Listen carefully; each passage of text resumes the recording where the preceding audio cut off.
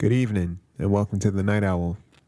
Tonight is night 3 of our October marathon, and we have another story coming in for you. Content may contain adult language and scenarios that may not be suitable for all audiences, so listeners' discretion is advised. And if you have a story of your own that you'd like to be featured on this podcast, email at Thebirdbrainpodcast@gmail.com with the subject headline Night Owl. If you like what you're hearing, you want to support the podcast, head on over to iTunes, if you have iTunes, and subscribe, comment, and leave a review. It's a big help, is much appreciated, and it goes a long way. And if you want to support the podcast even further, you can head on over to patreon.com/thebirdbrainpodcast. There's a bunch of tiers, bunch of perks in return.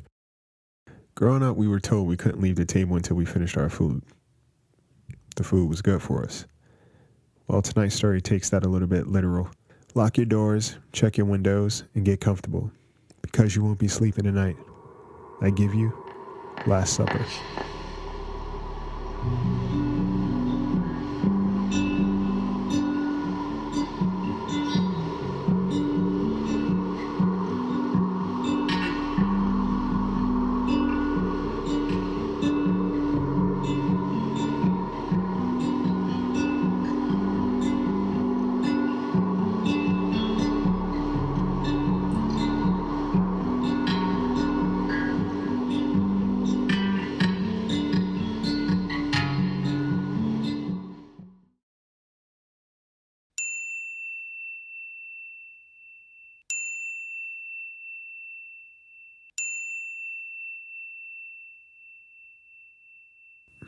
So you'll be surprised to know that growing up, I loved my vegetables. So much so, my siblings would give me theirs. My least favorite was usually the protein choices. It's not like my parents were feeding me anything weird either. It was the basics I had issues with. Chicken was gross to me, or maybe it was the way my dad cooked it. Seems like everything was cooked on the same temperature, dry as fuck. Not sure how my mom and bro consumed it, but they loved it. But I'm sure I've seen my mom sneakily throw out takeout boxes when everyone else went to sleep. But I don't snitch. I was just pissed she'd make me eat it. She had this whole thing about kids who didn't eat their food got a visit from Mr. Crow.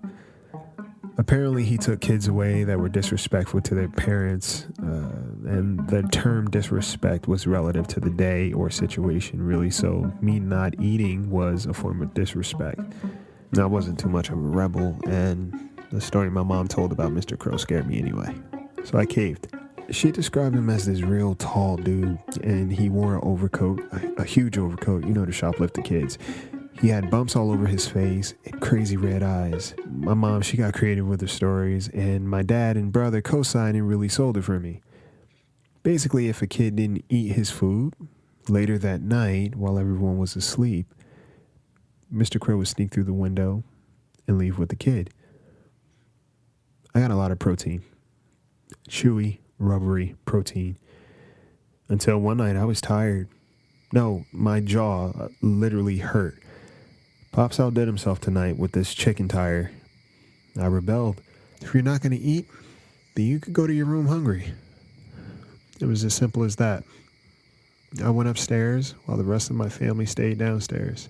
It was hot out, so I remembered to open my window, and I just sat in my bed. About an hour had passed, and my stomach was in knots. I caved, and I came downstairs, head held high, and I returned to my plate. As I'm sitting in the kitchen, playing with my food, and as the rest of my family is watching TV, we hear a loud crash upstairs. My dad charges upstairs to find a man had climbed through my window.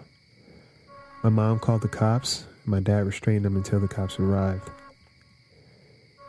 They've been looking for this guy because there were a couple people missing because of him. That night, it was a good thing I decided to eat my dinner. It possibly saved my life.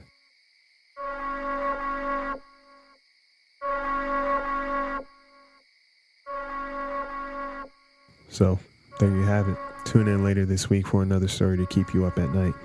You can listen to us anywhere you listen to your podcast. And if you want to stay connected, follow us on Instagram and Twitter and the Discord community Podcast Junkie. Sleep tight.